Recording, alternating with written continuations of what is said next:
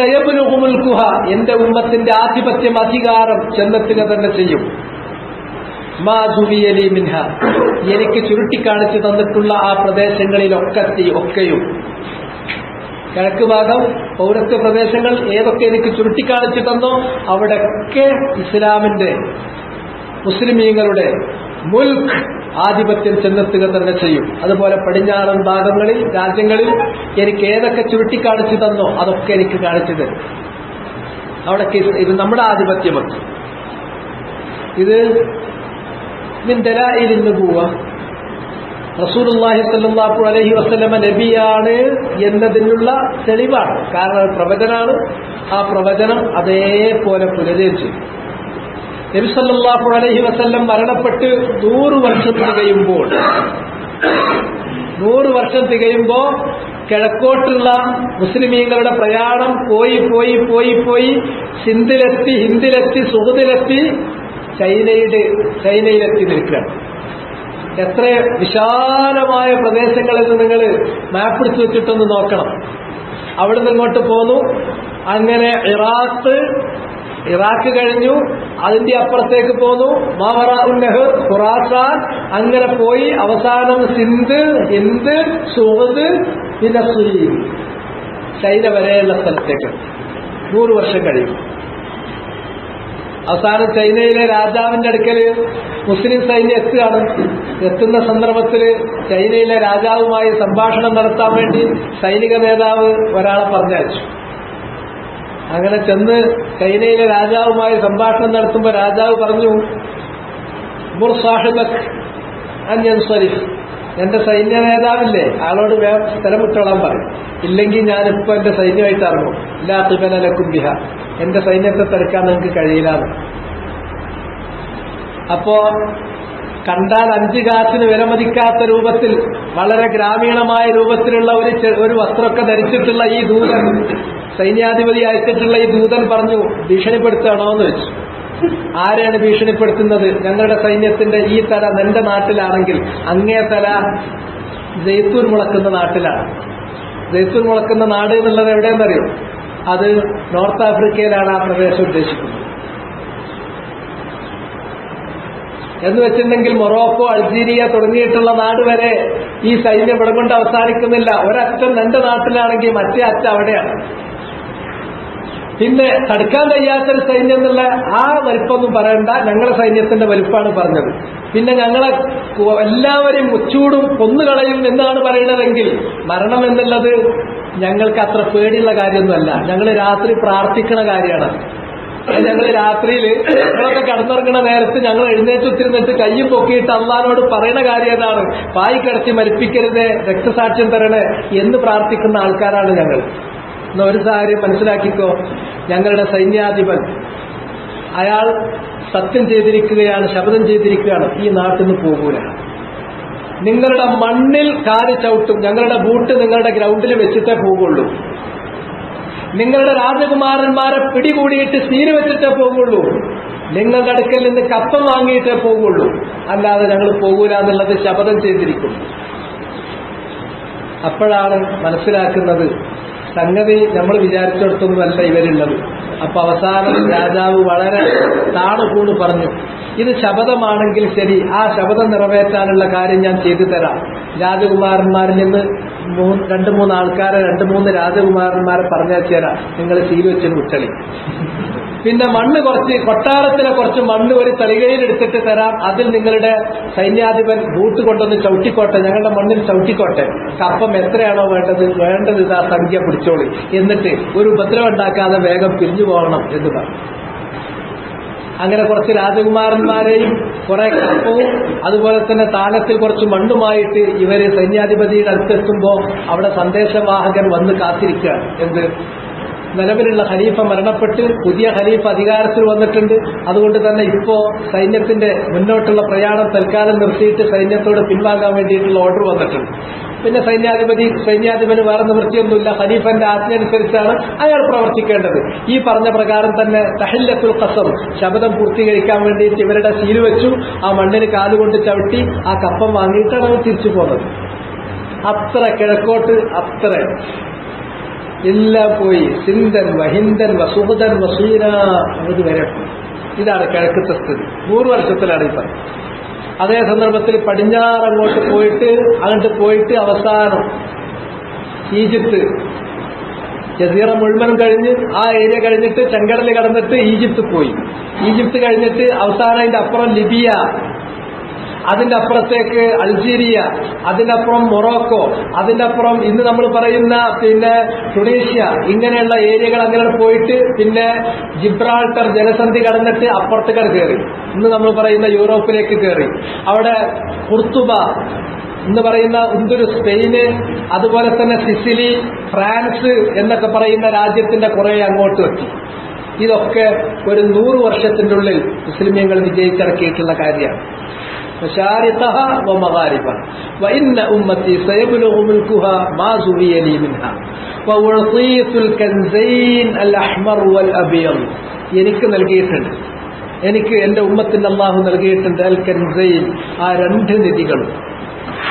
ഒന്നിന് അഹ്മർ എന്ന് പറയുന്നു, മറ്റൊന്നിന് അബിയദ് എന്ന് പറയുന്നു. അതുകൊണ്ട് ഉദ്ദേശിക്കുന്നത് കൈസറിന്റെയും കിസ്റയുടെയും നിധികളാണ് ഉദ്ദേശിക്കുന്നത്.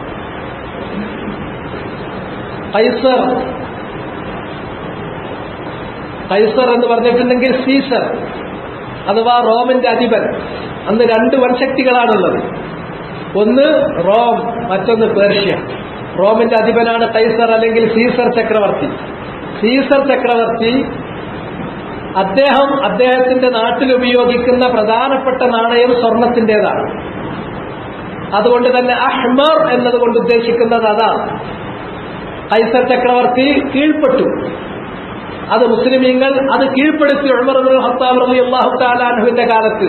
അതുകൊണ്ട് അഹ്മർ മുഴുവൻ നിധികളും ഉമർ ഖത്താബിന്റെ മുമ്പാകെ കൊണ്ടുവരപ്പെട്ടു. അവിടെ കൊണ്ട് തീർന്നില്ല, അതിനപ്പുറത്തേക്ക് റോമിന് ശേഷം പേർഷ്യയിലേക്ക് പോയി. പേർഷ്യയിൽ ചെന്നിട്ട് പേർഷ്യ ചക്രവർത്തിയുമായി യുദ്ധം നടത്തിയിട്ട് പേർഷ്യൻ ചക്രവർത്തി, അദ്ദേഹത്തിനെയാണ് നമ്മൾ കിസ്റ എന്ന് പറയും,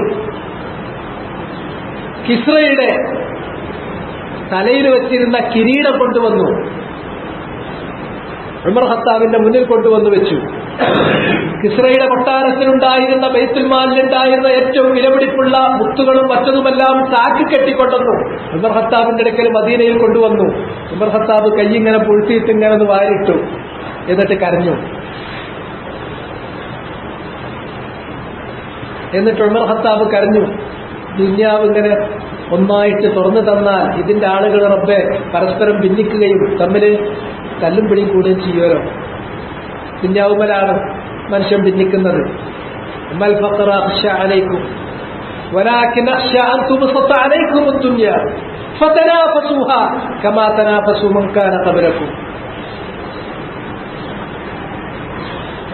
ഞാനതിന്റെ സ്ഥിതി. അദ്ദേഹത്തിന്റെ സമ്പത്ത്, അദ്ദേഹത്തിന്റെ നാട്ടിലെ നാണയം, ഇതൊക്കെ തന്നെ വെള്ളി അടിസ്ഥാനപ്പെടുത്തിയിട്ടായിരുന്നു. അതാണ് അബിയം. അപ്പോ കൈസറിന്റെ അഹ്മറായിട്ടുള്ള നാണയങ്ങളും സമ്പത്തുകളും അതുപോലെ തന്നെ കിസ്റയുടെ വെള്ളിയായിട്ടുള്ള നാണയങ്ങളും സമ്പത്തുകളും ഒക്കെ എനിക്ക് നൽകപ്പെട്ടിരിക്കുന്നു. الأحمر والأبيض وإني سألت ربي لأمتي ألا يهلكها بسنة بعامة. ഞാൻ എന്റെ റബ്ബിനോട് യാചിച്ചു എന്റെ ഉമ്മത്തിന് വേണ്ടി അല്ലാ യുഹ്ലികഹ, അവരെ അല്ലാഹു നശിപ്പിക്കരുത്, ബിസനത്തിൻ ബിആമ്മത്തിൻ, സനത്ത് കൊണ്ട്. സനത്ത് എന്നതിന്റെ അർത്ഥം കഹത്ത് അല്ലെങ്കിൽ ജദ്ബ് എന്നൊക്കെയാണ്, വരൾച്ച, ക്ഷാമം. ബിആമ്മത്തിൻ, മൊത്തത്തിൽ എല്ലാവരെയും കൂടെ ഒന്നിച്ച് നശിപ്പിക്കുന്ന ഒരു ക്ഷാമം കൊടുത്തുകൊണ്ട് അവരെ നശിപ്പിക്കരുത്. ഖിയാമത്ത് നാൾ വരെ ഈ ഉമ്മത്ത് പൂർണ്ണമായി നശിക്കുക എന്നുള്ളത് ഉണ്ടാവില്ല. ഈ ഉമ്മത്തിന്റെ ഏതാനും ഭാഗങ്ങൾ അല്ലെങ്കിൽ ചില വിഭാഗങ്ങൾ അവർക്ക് നാശങ്ങൾ വരും. എന്നാൽ ഒരു വരൾച്ചയിലൂടെ അല്ലെങ്കിൽ ഒരു ക്ഷാമത്തിലൂടെ അല്ലെങ്കിൽ നമ്മൾ പറയുന്ന മറ്റേതെങ്കിലും തരത്തിലുള്ള ഏതെങ്കിലും ഒരു കലാമിറ്റിയിലൂടെ ഈ ഉമ്മത്തിനെ മുഴുവൻ മുച്ചൂടും നശിപ്പിക്കുന്ന ഒരു സ്ഥിതി റബ്ബേ ഉണ്ടാകരുതേ. അതാണ് സനത്ത് എന്ന് പറഞ്ഞിട്ടുണ്ടെങ്കിൽ ക്ഷാമം അല്ലെങ്കിൽ ഒരു വിപത്ത്. ബിആമ്മത്തിൻ, അതിന്റെ പ്രത്യേകത എന്താണ്? ഈ ഉമ്മത്തിൽപ്പെട്ട എല്ലാവരെയും ഒന്നിച്ച് നശിപ്പിക്കുന്ന തരത്തിൽ മുച്ചൂടും നശിപ്പിക്കുന്ന ഒരു ശിക്ഷ, ഒരു വരൾച്ച, ഒരു ക്ഷാമം, ഒരു വിപത്ത് റബ്ബേ കൊടുത്തുകൊണ്ട് ഇവരെ നീ നശിപ്പിക്കരുത്. അതുപോലെ തന്നെ എന്റെ ഉമ്മത്തിന് വേണ്ടി അള്ളാഹുവിനോട് ഞാൻ ദുആ ചെയ്ത് ഞാൻ യാചിച്ച് ചോദിച്ചിട്ടുള്ള ഒരു കാര്യമാണ് അല്ലാ യുസല്ലിത അലൈഹിം അദുവൻ മിൻ സിവാ അൻഫുസിഹിം, അല്ലാ യുസല്ലിത അലൈഹിം, അവരുടെ മേൽ നീ ആധിപത്യം കൊടുക്കരുത്. അദുവൻ, അവരുടെ ശത്രുവിന്, മിൻ സിവാ അൻഫുസിഹിം, അവരിൽപ്പെട്ടവരല്ലാത്ത ഒരു ബാഹ്യ ശത്രുവിന്. ശത്രു എന്ന് പറഞ്ഞാൽ രണ്ട് തരത്തിൽ ശത്രുക്കളുണ്ടാകും.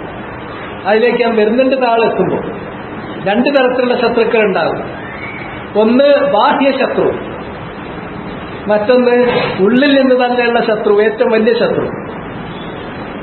അപ്പൊ ബാഹ്യ ശത്രുക്കൾ അവർക്ക് മുസ്ലിമീങ്ങളുടെ മേൽ, എന്റെ ഉമ്മത്തിന്റെ മേൽ മൊത്തത്തിൽ അവർക്ക് ആധിപത്യം കിട്ടിയിട്ട് അവരെ നശിപ്പിക്കുന്ന സ്ഥിതി ഉണ്ടാകരുത്. ഫയസ്തബീഹ ബൈളതഹും, ഫയസ്തബീഹ, ഇസ്തബാഹ എന്ന് പറഞ്ഞിട്ടുണ്ടെങ്കിൽ മുബാഹായി കാണാൻ എല്ലാ വിലക്കും ഒഴിവായിട്ട് പൂർണ്ണമായിട്ട് പിടിച്ച് നശിപ്പിക്കുക. ബൈളത്തഹും, ബൈളത്ത് എന്ന് പറഞ്ഞാൽ ഹൗസത്തഹും, നമ്മൾ സംരക്ഷിച്ചു നിർത്തുന്ന നമ്മുടെ എല്ലാ കാര്യങ്ങളും നമ്മുടെ ബൈളത്താണ്. നമ്മുടെ കുടുംബം നമ്മുടെ ബൈളത്താണ്, നമ്മുടെ പ്രോപ്പർട്ടി നമ്മുടെ ബൈളത്താണ്, നമ്മുടെ അഭിമാനം നമ്മുടെ ബൈളത്താണ്.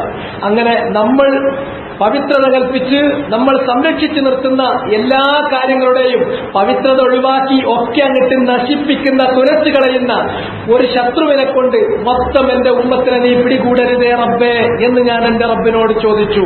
അല്ലാ യുസല്ലിത അലൈഹിം, അവരുടെ മേൽ ആധിപത്യം കൊടുക്കരുത്. അദുവൻ, ഒരു ശത്രുവിന്. ആ ശത്രു മിൻ സിവാ അൻഫുസിഹിം എന്ന് പറഞ്ഞാൽ അവരുടെ നഫ്സിൽപ്പെട്ടവരല്ല എന്ന് പറഞ്ഞാൽ ബാഹ്യ ശത്രുവാണ്. ഒരു ബാഹ്യ ശത്രുവിന് അവരുടെ മേൽ ആധിപത്യം കൊടുക്കുകയും എന്നിട്ട് ഫയസ്തബീഹ ബൈളത്തഹും, അവരുടെ ബൈളത്ത് അവൻ നശിപ്പിക്കുകയും ചെയ്യുന്ന ഒരു സ്ഥിതി ഉണ്ടാക്കരുത്.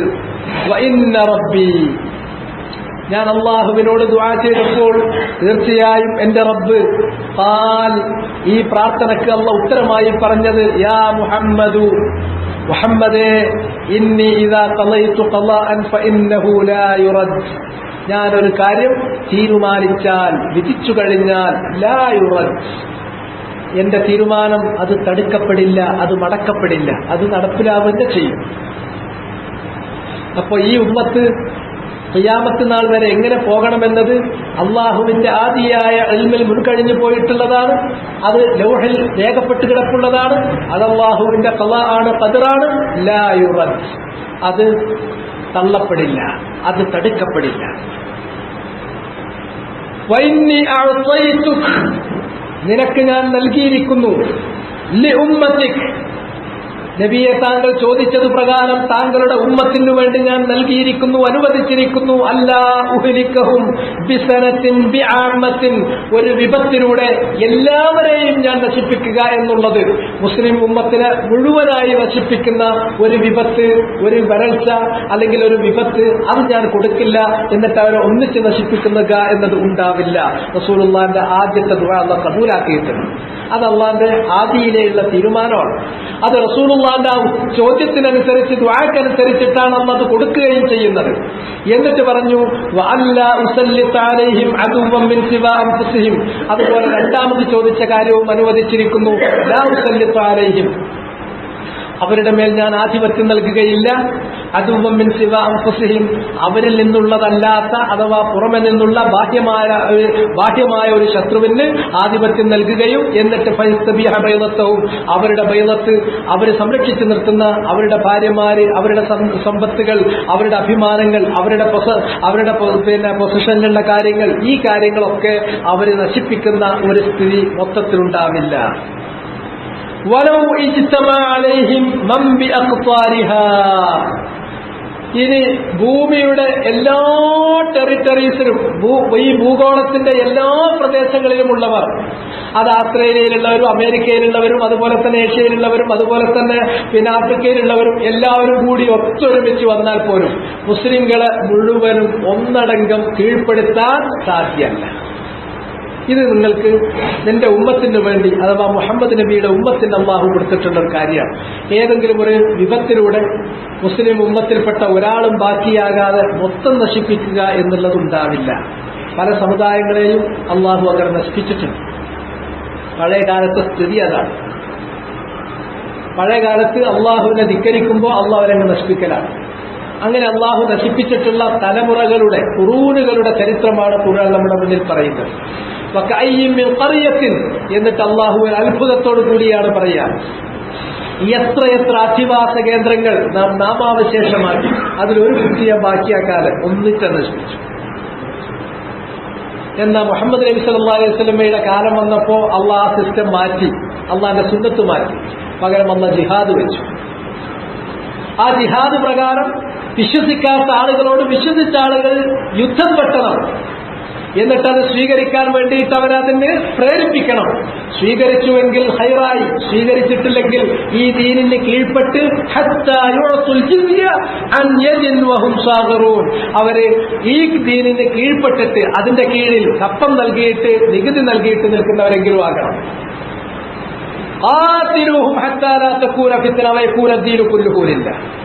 അവരോട് നിങ്ങൾ ജിഹാദ് നടത്തണം.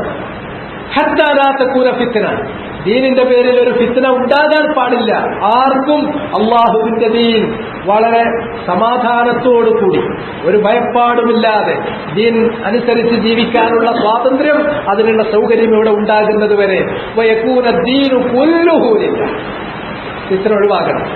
അപ്പോ ഒന്നുകിൽ അവർ വിശ്വാസികളാകണം. ഇനി വിശ്വാസികളാകാത്ത ആളുകൾ ഹത്താ യുഅത്തുൽ ജിസിയത്താൻ യദിൻ വഹും സാഗിറൂൻ എന്ന് പറഞ്ഞ അവസ്ഥയിലേക്ക് എത്തണം. ഇങ്ങനെ ഒരു ജിഹാദ് എന്നുള്ള വ്യവസ്ഥയാണ് അള്ളാഹ് വെച്ചത്. പണ്ട് കാലത്ത് അള്ളാഹ് അവരെ ശിക്ഷിക്കലാണ്. മുഹമ്മദ് നബി സല്ലല്ലാഹു അലൈഹി വസല്ലമയുടെ കാലമായപ്പോൾ അത് വേണ്ട എന്ന് വെച്ചു. പകരം അള്ളാഹ് എന്താ ചെയ്തത്? ഒന്നിച്ചവരെ നശിപ്പിക്കൂല, മറിച്ച് ജിഹാദ് നടത്തുക. വിശ്വസിച്ച ആളുകൾ വിശ്വസിക്കാത്ത ആളുകളോട് ജിഹാദ് നടത്തുക എന്നുള്ളതാണ്. അല്ലാതെ ഒന്നിച്ച് ഈ ഭൂലോകത്തുള്ള മുഴുവൻ ജനവിഭാഗങ്ങളും മുഴുവൻ രാഷ്ട്രങ്ങളും ഒത്തൊരുമിച്ച് വന്നാൽ പോലും നിങ്ങളുടെ മേൽ പൂർണ്ണമായ ഒരു ആധിപത്യം അവർക്ക് കിട്ടില്ല. എന്നിട്ട് നിങ്ങളുടെ ബൈഅത്ത് അവരെ നശിപ്പിക്കുന്ന സ്ഥിതിവിശേഷം ഉണ്ടാവില്ല.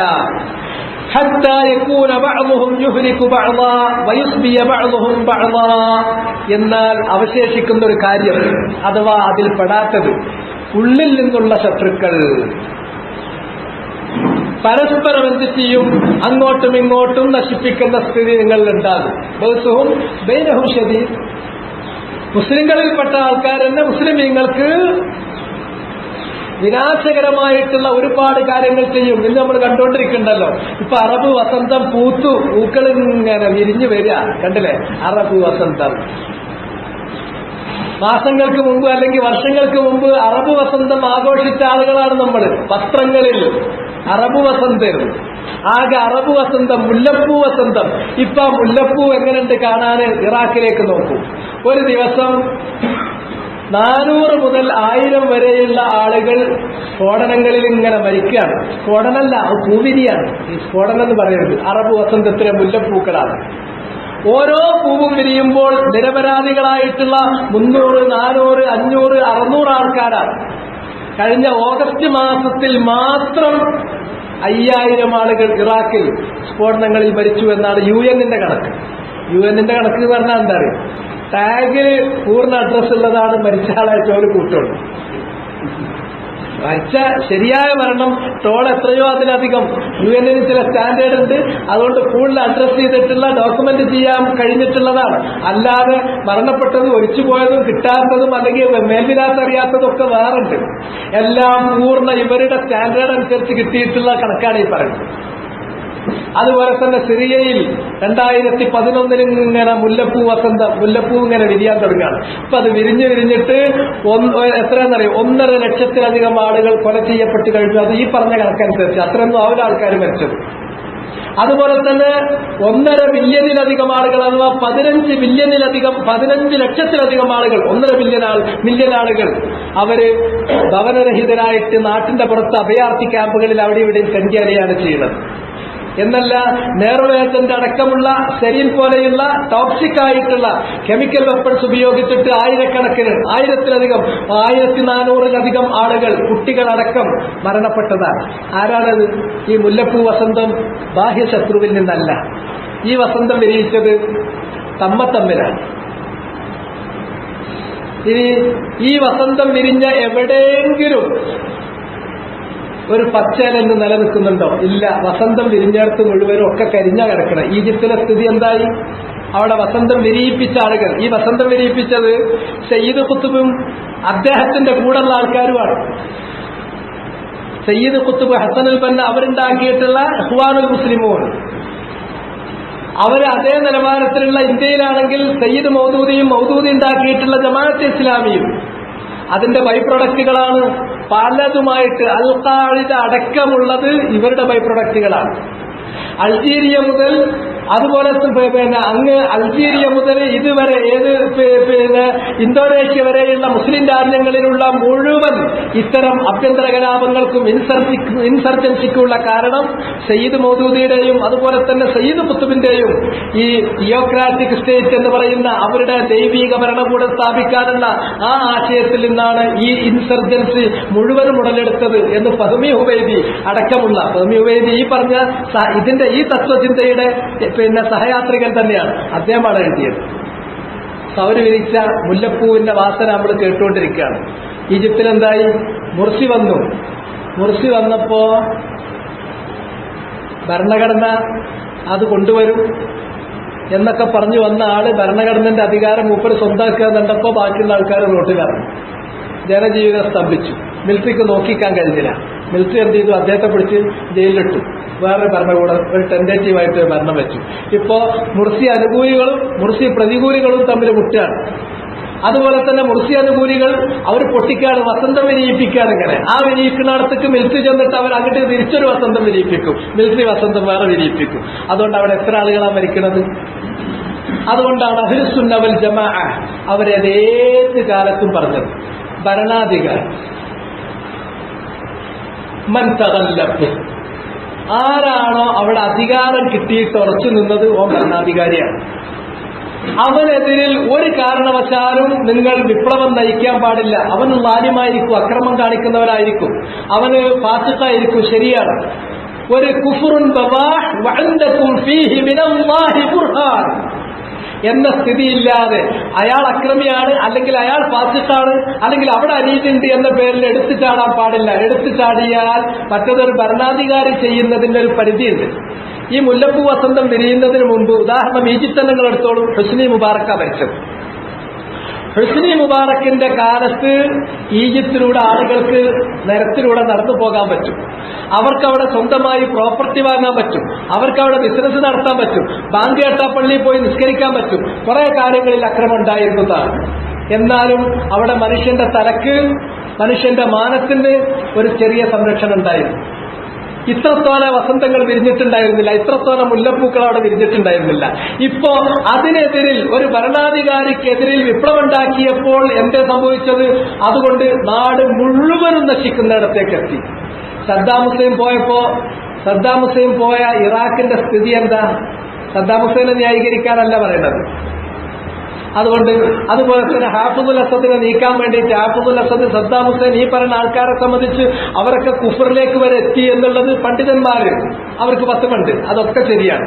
പക്ഷേ ഒരു ഭരണാധികാരി കുഫറിലെത്തിയാൽ പോലും അദ്ദേഹത്തിനെതിരെ വിപ്ലവം ഉണ്ടാക്കണമെങ്കിൽ വേറെ 2 ഷർത്തുകളുണ്ട്. 3 വ്യക്തമായ ഷർത്തുകൾ പ്രകാരമല്ലാണ്ട് ആയുധെടുക്കാൻ പാടില്ല.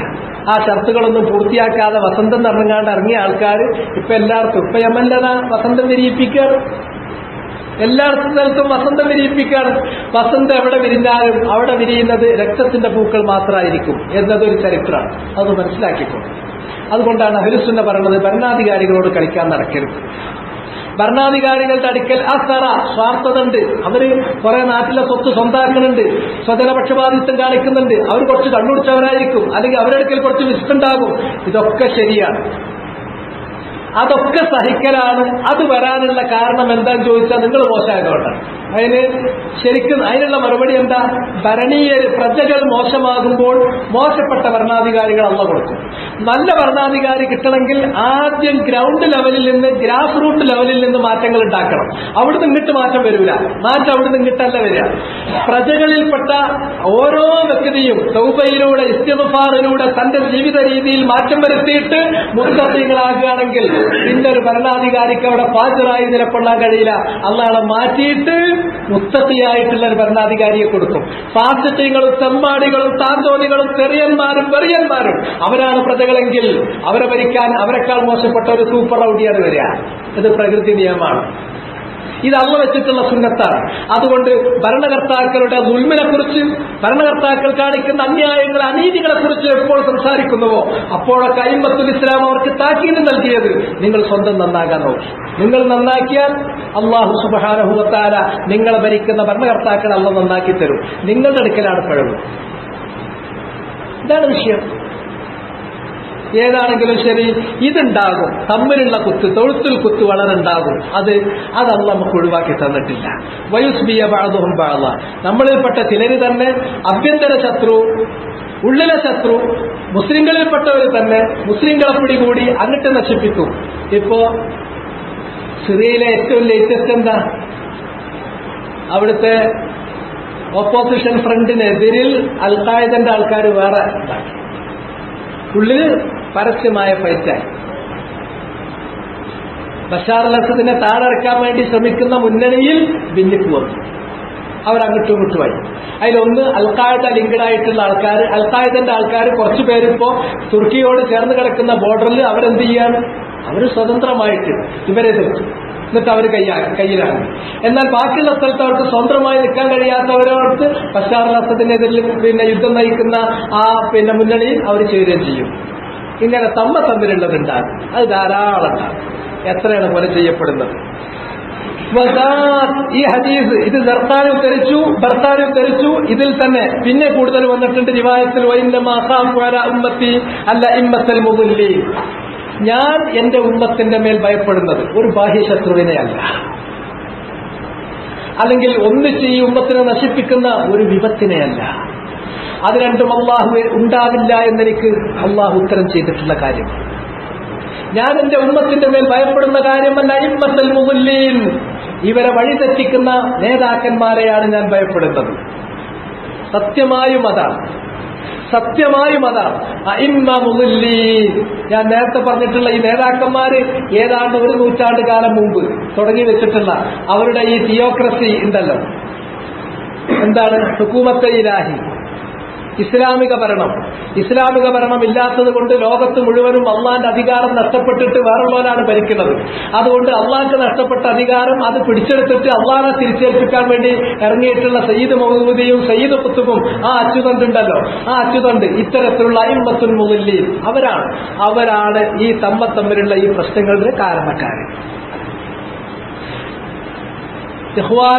ജമാഅത്തുൽ ഇഖ്വാൻ മുസ്ലിമീന്റെ ആൾക്കാർ അവസാനം പറഞ്ഞ് എവിടെ എത്തിയറിയും?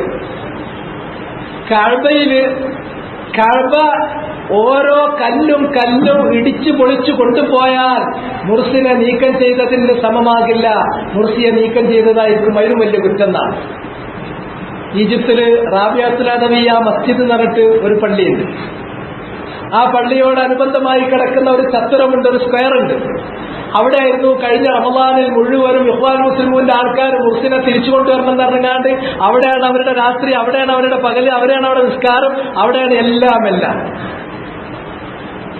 മേക്ഷിഫ്റ്റ് കുറെ സംവിധാനങ്ങളൊക്കെ ഉണ്ടാക്കി അവിടെ ആവേശകരമായി നൽകിയിട്ടുള്ള അവരുടെ വക്താക്കൾ നൽകിയിട്ടുള്ള വാക്കിൽപ്പെട്ടതാണ് മുർസിനെ നീക്കം ചെയ്തത് അള്ളാഹുവിൽ പങ്കു ചേർക്കുന്നതിനേക്കാളും വലിയ കുറ്റമാണ്. ഇതാണ് ശിർക്ക്. കാരണം മുഹമ്മദ് മുർസി ഉണ്ടല്ലോ, അദ്ദേഹത്തെ അധികാരത്തിൽ നിന്ന് നീക്കിയെന്ന് പറഞ്ഞാൽ അള്ളാന്റെ ഹാക്കിമിയത്ത് പൊളിച്ചു. ഹാക്കിമിയത്തുള്ള എന്നതിലുള്ള ഏറ്റവും വലിയ ശിർക്കാണ് ഇവിടെ നടന്നത്. ഖബറാരാധിക്കുന്നതിനേക്കാൾ, വിഗ്രഹം ആരാധിക്കുന്നതിനേക്കാൾ വലിയ ശിർക്ക് മുർസിയെ നീക്കിയതാണ് എന്നവിടെ പ്രഖ്യാപനം. എന്നല്ല മസ്ജിദുൽ ഹറാമിലോ അല്ലെങ്കിൽ മസ്ജിദുൽ ഹറാമിന്റെ ഓരോ കല്ലും പൊളിച്ചു കൊണ്ടുപോയാൽ അത് ഇത്ര വലിയ കുറ്റമാവില്ല, അതിനേക്കാൾ വലിയ കുറ്റമാണ് മുർസിയെ നീക്കിയത്.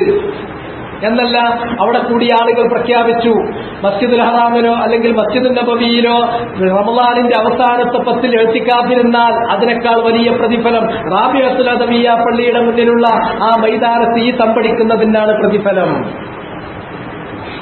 എവിടെത്തി? അങ്ങനെ കാര്യങ്ങൾ അങ്ങനത്തെ കൊണ്ടുപോയി. കാരണം എത്തി വന്നിട്ട് ഒരു പൊട്ടിക്കൽ പൊട്ടിച്ചപ്പോ 100-700 ആൾ അതിനടുത്ത് കഴിഞ്ഞു അതോടുകൂടിയിട്ട്. അതുകൊണ്ടാണ് അധികാര കേന്ദ്രങ്ങളുമായി കളിക്കുമ്പോൾ അതിന്റെ നിയമങ്ങളല്ല വെച്ചത്. അതിന്റെ റസൂലുള്ള കുറെ നിയമങ്ങൾ വെച്ചിട്ടുണ്ട്. ആ നിയമപ്രകാരമല്ലാതെ കളിക്കാൻ പോകരുത്, കളിച്ചിട്ട് എവിടെയും നേടാനില്ല. അവിടെ വിരിയാനിരിക്കുന്നത് മുല്ലപ്പൂക്കളല്ല, അവിടെ വിരിയുന്നത് രക്തപ്പൂക്കൾ മാത്രമായിരിക്കും എന്നത് ഒരനുഭവത്തിൽ നിന്നെങ്കിലും ഇവർ പഠിക്കുന്നത് നല്ലതാണ്. അതാണ് ഇതിന്റെ കാര്യം. എന്നിട്ട് പറഞ്ഞു, ഈ അയിമ്മത്തുൽ മുദല്ലിങ്ങളെ ഞാൻ ഭയപ്പെടുന്നുള്ളൂ, അല്ലാതെ എല്ലാവരെയും കൂടി മുച്ചൂട് നശിപ്പിക്കുന്ന ഒരു വിപത്ത് എന്റെ ഉമ്മത്തിന് വരുമെന്ന് ഞാൻ ഭയപ്പെടുന്നില്ല. അള്ളാഹ് അതുണ്ടാവില്ല എന്നെനിക്ക് വാക്ക് തന്നിരിക്കുന്നു. അതുപോലെ തന്നെ എന്റെ ഉമ്മത്ത്, ആ ഉമ്മത്തിന്റെ മേലെ ഒരു ബാഹ്യശത്രു വന്നിട്ട് എല്ലാവരെയും കീഴ്പ്പെടുത്തി അവരെ മുഴുവനും പിടിച്ചു നശിപ്പിക്കുന്ന, അവരുടെ അഭിമാനം കവർന്നെടുക്കുന്ന, അവരുടെ സമ്പത്ത് കൊള്ളയടിക്കുന്ന, അവരുടെ ശരീരങ്ങളിൽ കൈവെക്കുന്ന ഒരവസ്ഥാവിശേഷം ഉണ്ടാവില്ല. ഉണ്ടാകുന്നത് അവർ പരസ്പരമുള്ള ആഭ്യന്തര ശത്രുക്കൾ, ആഭ്യന്തര കലാപങ്ങൾ, ഇതിനെയാണ് ഞാൻ ഭയപ്പെടുന്നത്. അതിലേക്ക് അവരെ എത്തിക്കുന്നത് അയിമ്മത്തുൽ മുദല്ലിൻ. സിറിയയിൽ ആരാധന ആഹ്വാനം ചെയ്തത് അദ്നാൻ ഔറിനെ പോലെയുള്ള ഇഖ്വാനിന്റെ പക്ഷത്തുള്ള ആളുകളാണ്. അപ്പൊ അതെവിടെത്തി? അപ്പൊ അത് നിർത്തി കിട്ടാൻ നീ എവിടത്തെ നിർത്തുക അറിയാതെ നടക്കുകയാണ്. 2.5 വർഷം കഴിഞ്ഞു. ആ വസന്തം തുടങ്ങി ഒരു നാട്ടിലും പിന്നെ സമാധാനം ഉണ്ടായിട്ടില്ല. എവിടെ എത്തി നിർത്താൻ പറ്റും? ഇറങ്ങാൻ എളുപ്പമാണ്, ഇറങ്ങിയാൽ പിന്നെ നിർത്താൻ പിന്നെ ബ്രേക്കില്ലാതെ ഇങ്ങനെ പോയിക്കൊണ്ടിരിക്കുകയാണ്. അതുകൊണ്ട് ഞാൻ ഭയപ്പെടുന്നത് ഈ അയിമ്മത്തുൽ മുദല്ലിനെ. ഈ ആവേശം പറഞ്ഞ് രക്തത്തിന് തീ കൊടുത്തിട്ട് പുറത്തേക്ക് ഇറക്കാൻ ആളുണ്ടാകും, പുറത്തേക്ക് ഇറങ്ങിയാൽ പിന്നെ എന്തെന്ന് പറയാൻ ഇവർക്കൊന്നും കഴിയില്ല. റസൂലുള്ളാഹി സ്ഥിതിവിശേഷം ആദ്യം തന്നെ പറഞ്ഞു. പക്ഷെ ഇതൊന്ന് പഠിക്കണ്ടേ, ഇതൊന്നും വിശ്വാസം വേണ്ടേ, അതിനനുസരിച്ചിട്ടുള്ള ഒരു ആത്മനിയന്ത്രണം വേണ്ടേ. വൈദാ വഖഅ അലൈഹിം ഉസ്സൈഫ്, അവരിൽ വാൾ വെച്ച് കഴിഞ്ഞാൽ, വാൾ പ്രയോഗം തുടങ്ങിക്കഴിഞ്ഞാൽ ലം യുർഫഅ ഇലാ യൗമിൽ ഖിയാമ, പിന്നെ ഖിയാമത്ത് നാൾ വരെ ആ വാൾ ഉയർത്തപ്പെടില്ല. തുടങ്ങിയ ഫിത്നകൾ ഒന്നും പിന്നെ തീരാതെ ഒന്നിനു പിറകിൽ മറ്റൊന്നായി തുടർന്നു പോവുകയല്ലാതെ ഒരിക്കലും അത് നിൽക്കുമെന്ന് പ്രതീക്ഷിക്കണ്ട. വലാ തഖൂമു സ്സാഅ, ഖിയാമത്ത് നാൾ സംഭവിക്കില്ല. ഹത്താ യൽഹഖ ഹയ്യും മിൻ ഉമ്മത്തി ബിൽ മുശ്രിക്കീൻ, എന്റെ ഉമ്മത്തിൽപ്പെട്ട ഒരു വിഭാഗം, ഒരു വിഭാഗം മുശ്രിക്കീങ്ങളിലേക്ക് ചേരുന്നതുവരെ പരസ്യമായിട്ടുള്ള ശിർക്ക്, എന്നിട്ട് മുശ്രിക്കുകളുടെ പാളയത്തിലേക്ക് പരസ്യമായി ചേരുന്ന സ്ഥിതി, അങ്ങനെയുള്ള ആളുകൾ മുസ്ലിമീങ്ങളിൽ ഉണ്ടാകും. എന്നിട്ട് ഇതൊക്കെ ഖിയാമത്ത് നാളിന്റെ മുന്നിൽ സംഭവിക്കാനുള്ളതാണ്, നിങ്ങൾ കാണാനുള്ളതാണ്. അതിന്റെ പുറമെ എന്റെ ഉമ്മത്തിൽപ്പെട്ട, എന്റെ ഉമ്മത്ത് എന്ന് വിശേഷിപ്പിക്കുന്ന ആളുകളിൽ തന്നെ കുറെ വിഭാഗങ്ങൾ ഔസാനുകൾ ആരാധിക്കും, വിഗ്രഹങ്ങളെ ആരാധിക്കും, ഖബറിനെ ആരാധിക്കും, മഹാന്മാരെ ആരാധിക്കും, അതുപോലെ തന്നെ ജാറങ്ങളിലും മറ്റുമുള്ള ബീവിമാരെയും തങ്ങന്മാരെയും ആരാധിക്കും, അതുപോലെ തന്നെ സാലിഹീങ്ങളെ ആരാധിക്കും. ഇങ്ങനെ ഒരുപാട് വസനുകളെ, ഔസാനുകളെ ആരാധിക്കും. അതെന്റെ ഉമ്മത്തിൽപ്പെട്ട മുഹമ്മദ്, അഹമ്മദ്, ഫാത്തിമ, സൈനബ് എന്നൊക്കെ പേരുള്ള ലാ ഇലാഹ ഇല്ലല്ലാഹ് എന്ന് ചൊല്ലുന്ന ഖുർആൻ കയ്യിൽ പിടിക്കുന്ന ആളുകൾ അവരാണ്. അവരിൽപ്പെട്ട ആളുകൾ വിഗ്രഹങ്ങളെ ആരാധിക്കുന്നത് വരെ ഖിയാമത്ത് നാൾ സംഭവിക്കില്ല. വഇന്നഹു സയകൂനു ഫീ ഉമ്മത്തി കസ്സാബൂന സലാസൂൻ, എന്റെ ഈ ഉമ്മത്തിൽ കള്ളപ്രവാചകന്മാർ വരും. 30ഓളം കള്ളപ്രവാചകന്മാർ. കുല്ലുഹും യസ്ഉം, ഈ കള്ളന്മാരെല്ലാവരും വാദിക്കുക അന്നഹു നബിയ്യുൻ, ഞാൻ നബിയാണ്, ഞാൻ നബിയാണ്, ഞാൻ നബിയാണ് എന്ന് പറഞ്ഞിട്ടാണ് വരിക. വഅന ഖാതമുൻ നബിയ്യീൻ, ഞാനാണ് അവസാനത്തെ നബി, എനിക്ക് ശേഷം വേറെ നബിയില്ല. ലാ നബിയ്യ ബഅദി, എന്റെ ശേഷം വേറെ നബിയും വരാനില്ല. വലാ തസാലു ത്വായിഫത്തും മിൻ ഉമ്മത്തി അലൽ ഹഖ് മൻസൂറ, എന്നാൽ ഇതൊക്കെയാണ് ഈ ഉമ്മത്തിന്റെയും അവസാന കാലഘട്ടത്തെ സ്ഥിതി. റസൂലുള്ളാഹി പറഞ്ഞല്ലോ, വസയുസീബു ആഖിറഹാ ബലാഉൻ വഉമൂറുൻ തുൻകിറൂൻ, ഈ ഉമ്മത്തിന്റെ ആഫിയത്ത് ആദ്യ കാലഘട്ടത്തിന് അല്ലാഹ് വെച്ചത് അത് റസൂലുള്ളാഹിയുടെ കാലത്തുണ്ടായിരുന്നു. അത് അബൂബക്കർ സിദ്ദീഖിന്റെ കാലത്തുണ്ടായിരുന്നു, ഉമർ ഇബ്നുൽ ഖത്താബിന്റെ കാലത്തുണ്ടായിരുന്നു. ഉമർ ഇബ്നുൽ ഖത്താബിന്റെ കാലത്തിന് ശേഷം ആ ഫിത്നയിലേക്കുള്ള വാതിൽ തുറക്കപ്പെടും എന്ന് റസൂലുള്ള പറഞ്ഞത് ഹുദൈഫത്ത് ഇബ്നുൽ യമാൻ ഉദ്ധരിക്കുന്നുണ്ട്. അപ്പോ ഉമർ ഖത്താബ് ചോദിക്കുകയാണ്, ആ വാതിൽ തുറക്കുകയാണോ അതോ ചവിട്ടിപ്പൊളിക്കുകയാണോ ചെയ്യുക? അപ്പോൾ ഹുദൈഫ പറഞ്ഞു, ആ വാതിൽ തകർത്ത് ചവിട്ടിപ്പൊളിക്കുകയാണ് ചെയ്യുക. അപ്പോൾ ഉമർ ഖത്താബ് വല്ലാതെ വേദന പറഞ്ഞു, എന്നാൽ പിന്നെ അത് അടയൂലല്ലോ, തുറന്നിക്കുകയാണെങ്കിൽ പിന്നെ അടക്കുന്നെങ്കിൽ കരുതാം, ചവിട്ടി തുറക്കുക. ഏതാണ് ആ വാതിൽ? ആ വാതിൽ ഉമറാണ്. പിന്നെ അതിനുശേഷം ഫിത്നകൾ വന്നു. ഉസ്മാൻ ഇബ്നു അഫ്ഫാന്റെ കാലം, അൽ ഫിത്നത്തുൽ കുബ്ര, മഖ്തലത്തു ഉസ്മാൻ. പിന്നെ അലി ഇബ്നു അബീ ത്വാലിബിന്റെ കാലത്ത് അതുപോലെ തന്നെ ഫിത്നകൾ, രണ്ട് വലിയ യുദ്ധങ്ങൾ അവിടുന്ന് ഇങ്ങോട്ട് ഇങ്ങനെ തുടർന്നു വന്നു. ഓരോ ദിവസം കഴിയുമ്പോഴും ഇല്ലാ വല്ലദീ ബഅദഹു ശർറുൻ മിൻ ഹത്താ തൽഖൗ റബ്ബക്കും. ഇനി ഖിയാമത്ത് നാൾ വരെ ഓരോ ദിവസവും അനുദിനം മോശമായിക്കൊണ്ടിരിക്കാൻ. ഇല്ലാ വല്ലദീ ബഅദഹു ശർറുൻ മിൻ ഹത്താ തൽഖൗ റബ്ബക്കും വലാ തസാലു ത്വായിഫത്തും മിൻ ഉമ്മത്തി. ഇതൊക്കെ നടക്കുമ്പോഴും, ഈ ബഹളങ്ങൾ, ഈ രക്തച്ചൊരിച്ചിലുകൾ, ഈ വാളുകൾ, ഇതെല്ലാം നടക്കുമ്പോഴും ലാ തസാലു ത്വായിഫത്തും മിൻ ഉമ്മത്തി, എന്റെ ഉമ്മത്തിലെ ഒരു ചെറിയ വിഭാഗം അലൽ ഹഖ് മൻസൂറ, അവർ സത്യത്തിൽ നിന്ന് ഒരു അണുവളവ് വലത്തോട്ടോ ഇടത്തോട്ടോ തെറ്റാതെ അതിന്മേൽ മുറുകെ പിടിച്ച് അള്ളാന്റെ എല്ലാവിധ സഹായത്തോടു കൂടി മുന്നോട്ട് പോകുന്നവരുണ്ടായിരിക്കും. ഹക്കിന്മേൽ നിലക്കൊണ്ട് അള്ളാന്റെ സഹായം ലഭിച്ചവരായി മുന്നോട്ട് പോകും. എങ്ങനെയാണ് അള്ളാന്റെ സഹായം ലഭിക്കുന്നത്? ദുനിയാവിലൊരു സഹായമുണ്ട്, പരലോകത്തൊരു സഹായമുണ്ട്. ഏതാണ് ഹക്ക്? എങ്ങനെയാണ് സഹായം? ഈ രണ്ട് കാര്യം നോക്കുക. ത്വായിഫത്ത് എന്ന് പറഞ്ഞ ത്വായിഫത്തിന്റെ അർത്ഥം എന്താണ്? ത്വായിഫത്ത് എന്ന് പറഞ്ഞിട്ടുണ്ടെങ്കിൽ അവര് അല്ലദീന ഗലബു അലാ അംരിഹിം, അവരാവില്ല. ഈ ആയത്ത് നേരത്തെ മുസന്നിഫ് റഹിമഹുല്ലാഹ് ഇവിടെ ഉദ്ധരിച്ചത് അത് സൂചിപ്പിക്കാൻ കൂടിയാണ്.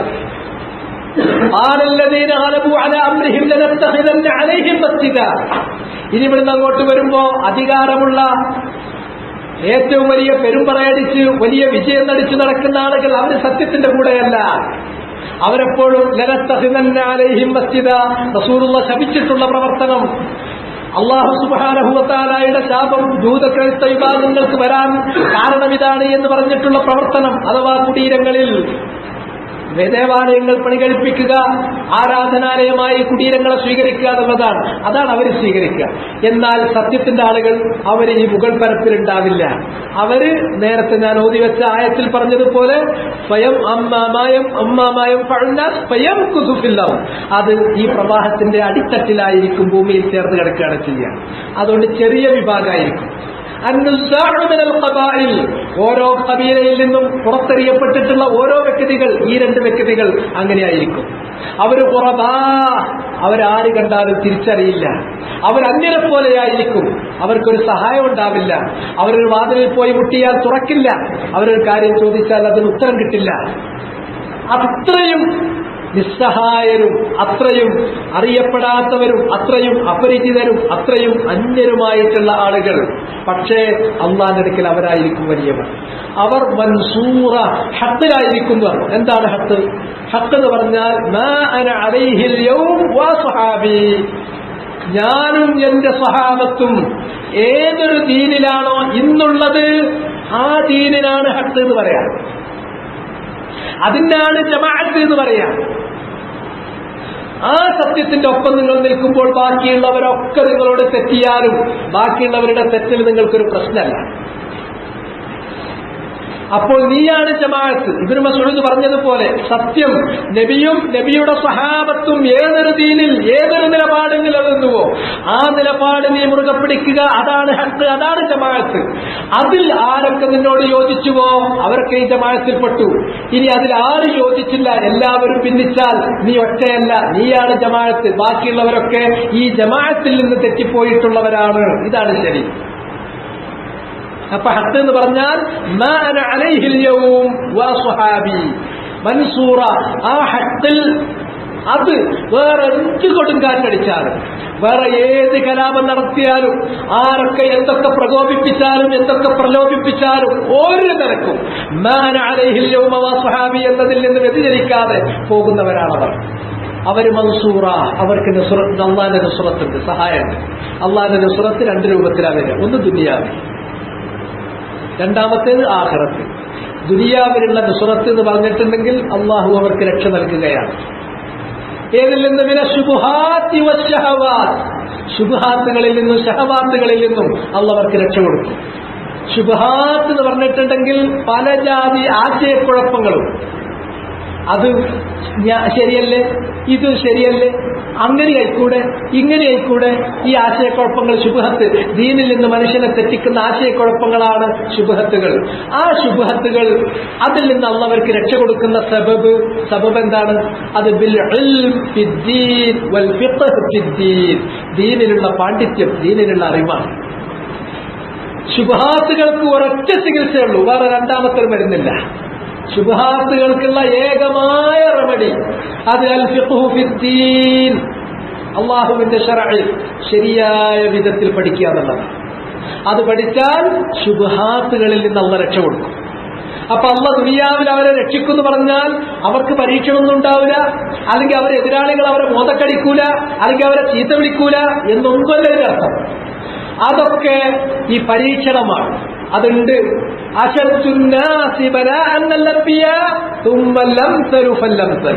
ഏറ്റവും അധികം ഇത്തരം പരീക്ഷണങ്ങൾ കൊള്ളുക അമ്പിയാക്കന്മാർക്കാണ്. അമ്പിയാക്കന്മാരെ കഴിഞ്ഞാൽ പിന്നെ ഏറ്റവും നല്ല ആളാരാണോ അയാൾക്ക് കൂടുതൽ പരീക്ഷണം സഹിക്കണം. പിന്നെ ഏറ്റവും നല്ല ആളാണോ അയാൾ പിന്നെ കൂടുതൽ പരീക്ഷണം സഹിക്കണം. ഇങ്ങനെയാണ് പോണ്ടത്. പരീക്ഷണം ഉണ്ടാവില്ല എന്നല്ല, പക്ഷെ അള്ളാഹു അവരെ രക്ഷിക്കും. എന്ത് പരീക്ഷണം വന്നാലും സത്യത്തിൽ നിന്ന് വ്യതിചലിച്ചു പോകാതെ സത്യത്തിൽ ഉറച്ചു നിൽക്കും അവർ. മസലൻ അൽഇമാം അഹ്മദ് ഫിൽ മിഹ്ന, എല്ലാവരും അലി ഇബ്നുൽ മദീനി വരെ എല്ലാവരും ഖുർആൻ അല്ലാഹുവിന്റെ സൃഷ്ടിയാണ് എന്ന് ഒന്നുകിൽ ശിക്ഷനെ പേടിച്ചിട്ട്, ചാട്ടമാറുകൊണ്ട് കിട്ടി ശിക്ഷനെ പേടിച്ചിട്ട് ആ വാക്ക്, തെറ്റായ വാക്ക് പലരും ഉച്ചരിച്ചു പോയി, പല ഇമാമിങ്ങളും. പക്ഷെ ഇമാം അഹ്മദ് അല്ലാഹു സുബ്ഹാനഹു വ തആല അദ്ദേഹത്തെ രക്ഷിച്ചു. എന്ത് ശിക്ഷ വന്നിട്ടും അടികൊണ്ടും പിന്നെ വസ്ത്രം അതിനെ ഒഴിവാക്കി നിലത്തുകൂടെ വലിച്ചഴിച്ചുകൊണ്ട് പോയി അദ്ദേഹത്തിന്റെ ബുദ്ധി വരെ അദ്ദേഹത്തിന് നഷ്ടപ്പെട്ടു. ഒരു കാലത്ത് അത്രയധികം പീഡിപ്പിച്ചപ്പോൾ പോലും അദ്ദേഹം പരീക്ഷണം ഉണ്ടായി, പക്ഷേ സത്യത്തിൽ നിന്ന് വ്യതിചലിച്ചില്ല. കാരണം ആ നുസ്രത്ത് അള്ളാഹ് അദ്ദേഹത്തിന് സഹായം കൊടുത്തത് സത്യത്തിൽ നിന്ന് വ്യതിചലിക്കാതിരിക്കാൻ, ആ ശുബ്ഹത്ത് അതിലേക്ക് അദ്ദേഹം പോകാതിരിക്കാൻ കാരണം അൽ ഫിഖ്ഹു ഫിദ്ദീൻ. കാരണം അദ്ദേഹം ഇമാമാണ്. അദ്ദേഹത്തിന് ദീനിലുള്ള പാണ്ഡിത്യം അത്ര റുസൂഖ്, അത്ര മുതമക്കിൻ, അത്ര അധികം അതിന് അറിവ്. അതാണ് അതിനുള്ള ഏകമായ പരിഹാരം. രണ്ട്, പിന്നെ ഷഹവാത്തുകളാണ്. ഷഹവാത്തുകളിൽ നിന്നുള്ളവർക്ക് രക്ഷ കൊടുക്കും. ശുബ്ഹാത്തുകൾക്കുള്ള ഒറ്റ റെമഡിയുള്ളൂ, അത് അൽ ഫിഖ്ഹു ഫിദ്ദീൻ. ഇനി ഷഹവാത്ത് എന്ന് പറഞ്ഞാൽ ഇങ്ങനെയുള്ള ആൾക്കാർക്ക് കണ്ണുടിക്കാൻ കൂടുതൽ തോന്നും, മറ്റൊരെക്കാൾ വ്യഭിചരിക്കാൻ കൂടുതൽ തോന്നും, വേറുള്ളവരത് കുറച്ചൊന്ന് തട്ടിപ്പാക്കാൻ കൂടുതൽ തോന്നും, സാമ്പത്തിക കാര്യത്തിൽ അത്ര ശുദ്ധി ഉണ്ടാവില്ല, ഇങ്ങനെ കുറെ കാര്യങ്ങൾ വരും. അത് അല്ലാത്ത ആൾക്കാര് ഇപ്പൊ ശിർക്കും വിദ്യാഭ്യാസവും ഒക്കെ ആയി നടക്കുന്ന ആൾക്കാർ ഓൺ ഡീലിങ്ങിന് ഡീസന്റാണ്. ഓൺ ഡീലിങ്ങിന് ഡീസന്റ് ആയിരിക്കും. കാരണം അത് മാത്രമേ ഉള്ളൂ. കുഫറുണ്ടെങ്കിൽ പിന്നെ അതിന്റെ അപ്പുറം പിന്നെ ഒരു ലഭില്ല, കറക്കൂട്ടാൻ വേറെ ലഭില്ല. എന്നാ കുഫറും ശിർക്കും ഒഴിവാക്കിയ ആൾക്കാരാണെങ്കിൽ പിശാച് അവിടെ വിടൂല, ഇവിടെ പിടിക്കും. ഇവിടെ പിടിച്ചിട്ട് ഷഹവാത്തുകൾ, അവന് ഇത്തരത്തിലുള്ള ഫിസ്തുകൾ ചെയ്യാനുള്ള ത്വര, അതിനുള്ള പ്രേരണ കൂടുതലായിരിക്കും. അതിനുള്ള ഒരൊറ്റ റെമഡി മാത്രമുള്ളൂ, അൽ ഇബാദ, അള്ളാഹ്ക്കുള്ള ഇബാദത്ത് വർദ്ധിപ്പിക്കുക. അള്ളാഹ്ക്കുള്ള ഇബാദത്ത് വർദ്ധിപ്പിക്കുക. അതുകൊണ്ട് ആ വഴിയിലേക്ക് പോകാതെ, ആ വഴിയെ ചിന്തിക്കാതെ മനസ്സ് സദാസമയവും അള്ളാഹിനോർക്കാനും അള്ളാഹ്ക്ക് ദിക്ർ ചെല്ലാനും അള്ളാഹ്ക്കുള്ള ഇബാദത്തിനും അവനാൻ അത്യാവശ്യം വേണ്ട മഴീശത്തിന്റെ കാര്യത്തിൽ കുറച്ചു മാത്രം ഇടപെട്ടു, അല്ലാത്ത സമയത്ത് ദിക്റിലും ഇബാദത്തിലും അങ്ങോട്ട് മുഴുകിയാൽ ഷഹവാത്തിൽ നിന്ന് രക്ഷ കിട്ടും. ഇങ്ങനെ ശുബ്ഹാത്തുകളിൽ നിന്ന് ഇൽമിലൂടെ അള്ള രക്ഷ കൊടുക്കും, ഷഹവാത്തുകളിൽ നിന്ന് ഇബാദത്തിലൂടെ അള്ള അവർക്ക് രക്ഷ കൊടുക്കും. ഇങ്ങനെ ദുനിയാവിൽ അവർ മൻസൂറത്താണ്. പരീക്ഷണം അവർക്ക് പറയും. പരലോകത്ത് വരുമ്പോ അള്ളാഹുവിന്റെ ഹിസാബിന്റെ വേളയിൽ അവര് സുരക്ഷിതരാണ്. ലാ ഖൗഫുൻ അലൈഹിം വലാ ഹും യഹ്സനൂൻ.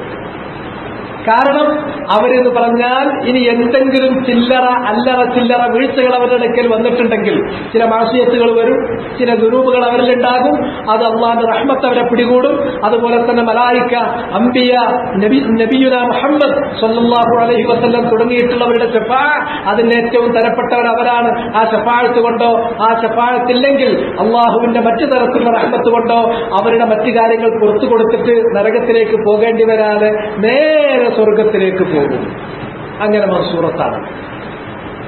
ഇങ്ങനെയുള്ളൊരു വിഭാഗം ലാ തസാലു ത്വായിഫത്തും മിൻ ഉമ്മത്തി അലൽ ഹഖ്. അലൽ ഹഖ് എന്ന് പറഞ്ഞാൽ മാന അലൈഹി വസഹാബി മൻസൂറത്തുൻ ഫി ദുനിയ. ദുനിയാവിൽ മൻസൂരികളാണ്, പരലോകത്ത് മൻസൂരികളാണ്. ദുനിയാവിൽ അവർ മൻസൂരികളാകുന്നത് അവർക്ക് ശുബ്ഹാത്തുകളിൽ നിന്ന് രക്ഷ കൊടുക്കും, ഷഹവാത്തിൽ നിന്ന് രക്ഷ കൊടുക്കും. ശുബ്ഹാത്തിൽ നിന്ന് രക്ഷ കൊടുക്കുന്നത് ഇൽമിലൂടെയാണ്, ഷഹവാത്തിൽ നിന്ന് രക്ഷ കൊടുക്കുന്നത് ബികസറത്തിൽ ഇബാദത്തിലൂടെയാണ്. വത്തഖർറുബ് വസ്സുൽഫാ ഇലല്ലാഹ്. പരലോകത്തിലുള്ള രക്ഷ എന്താണ്? അള്ളാഹുവിന്റെ ഹിസാബ്, അള്ളാഹുവിനെ മുനാഖശ നടത്തൂല എന്നുള്ളതാണ്. രണ്ടാമത്തത് അവരെ നരകത്തിലിടൂല, നേരെ സ്വർഗത്തിൽ പോകും എന്നുള്ളതാണ്. ലാ യമുറുഹും, അവരെ ഉപദ്രവിക്കില്ല. അവിടെ ഉപയോഗിച്ച പദം ലാ യമുറുഹും എന്നാണ്. ലാ യുദീഹിം എന്നല്ല എന്നർത്ഥം.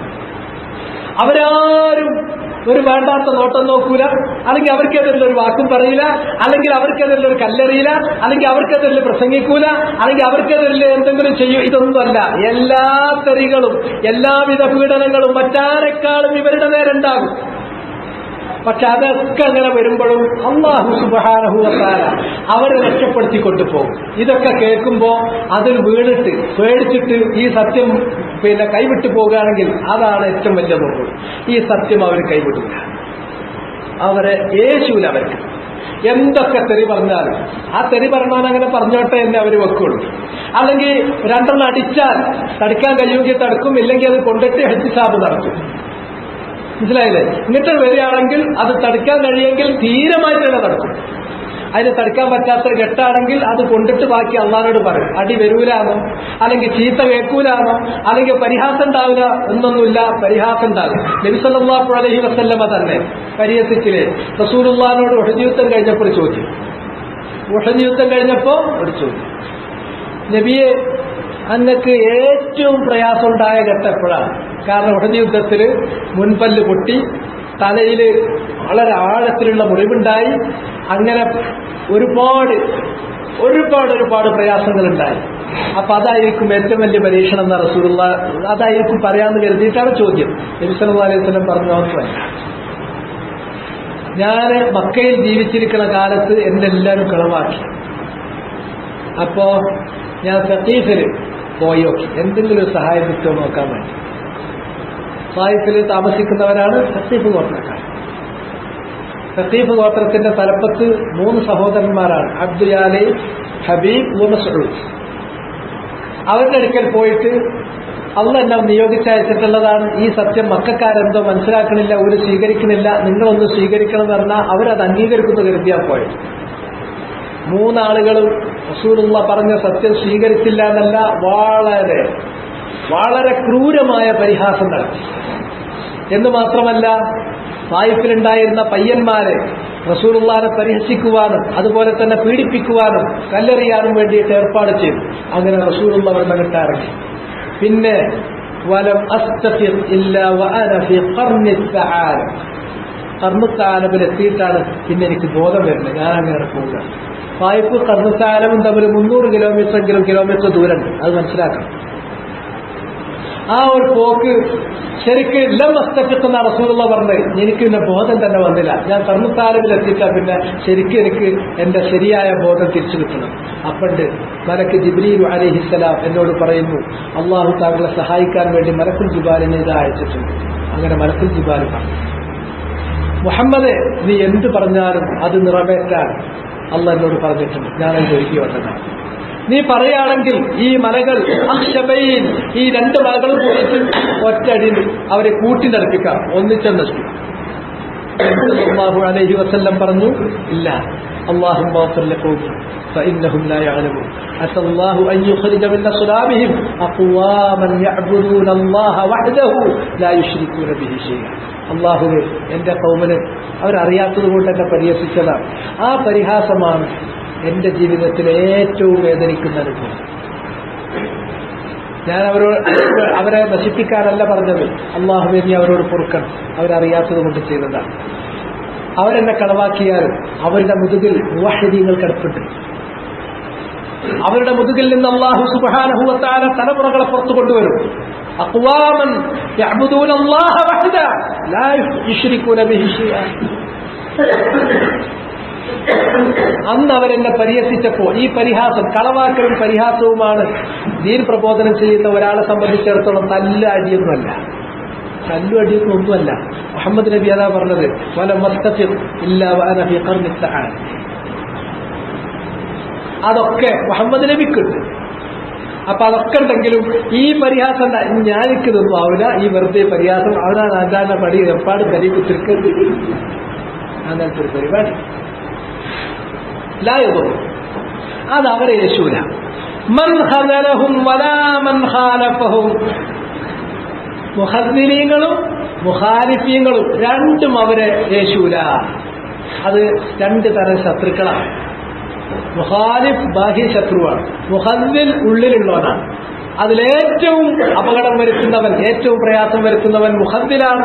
അതുകൊണ്ട് അതിനെ മുന്തിച്ചുകൊണ്ട് പറഞ്ഞു, ലാ മൻ ഖദലഹും ലാ യദുറുഹും മൻ ഖദലഹും വലാ മൻ ഖാലഫഹും ഹത്താ യഅതി അംറുല്ലാഹി തബാറക വ തആല. അല്ലാഹുവിന്റെ കൽപ്പന വരുന്നത് വരെ അവരങ്ങനെ, അഥവാ ഖിയാമത്ത് നാൾ വരെ ഇങ്ങനെ ഒരു വിഭാഗമായിരിക്കും. അപ്പോൾ മുഹമ്മദ് നബി സല്ലല്ലാഹു അലൈഹി വസല്ലം മരണപ്പെട്ട് കഴിഞ്ഞാൽ പിന്നെ ഈ ഉമ്മത്തിന് വരാറുണ്ട്. ഉമ്മത്ത് ആധിപത്യം വ്യാപിക്കും.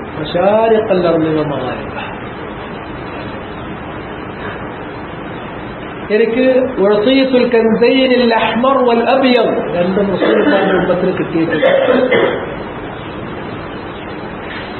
എന്ന് മാത്രമല്ല, അവസാനം എന്റെ ഉമ്മത്തിൽപ്പെട്ടിട്ടുള്ള കുറെ വിഭാഗങ്ങൾ, ചില വിഭാഗങ്ങൾ നേരെ പച്ച മുശ്രിക്കീങ്ങളിലേക്ക്, അവരുടെ പാളയത്തിലേക്ക് കൂറുമാറും. ആ സ്ഥിതി വരാനുള്ളത് തന്നെയാണ്. എന്റെ ഉമ്മത്തിൽപ്പെട്ട ആളുകൾ ഖുർആനും കയ്യിൽ പിടിച്ചിട്ട് മുഹമ്മദ് നബിന്റെ ഉമ്മത്താന്നും പറഞ്ഞ് മൗലൂദും കഴിച്ചിട്ട് എന്നിട്ടവര് ഔസാറുകളെ ആരാധിക്കും. വേറെ ചില റിവായത്തുകളിൽ വന്നു, ഖിയാമത്ത് നാൾ സംഭവിക്കില്ല ഹത്താ തൽതരിബ അല്യാതു നിസാഇ ദൗസ് അലാ ദിൽ ഖലസ വദിൽ ഖലസ താദിയത്തു ദൗസ്. ദൗസ് ഗോത്രക്കാർ പണ്ട് ആരാധിച്ചിരുന്ന ഒരു വിഗ്രഹമാണ് ദുൽ ഖലസ. അത് വീണ്ടും തോണ്ടിപ്പെറുക്കി കൊണ്ടുവന്നിട്ട് അതിനെ വീണ്ടും ആരാധിക്കുകയും ആ വിഗ്രഹത്തിന് ചുറ്റും ദൗസ് ഗോത്രത്തിലുള്ള സ്ത്രീകൾ നൃത്തമാടുകയും ചെയ്യുന്നത് വരെ ഖിയാമത്ത് നാൾ സംഭവിക്കൂല എന്ന്.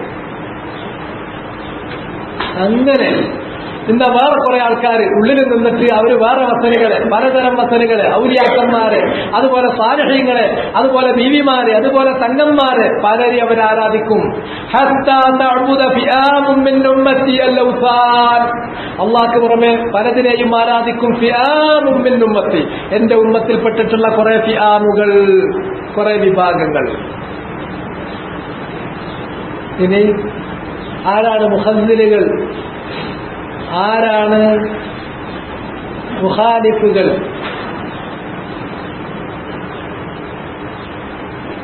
ഹക്കായ ദീന് ഒരാൾ മുറുകെ പിടിച്ചു പോകുമ്പോൾ അയാൾ എതിർക്കാൻ രണ്ട് തരത്തിലുള്ള ശത്രുക്കളുണ്ട്.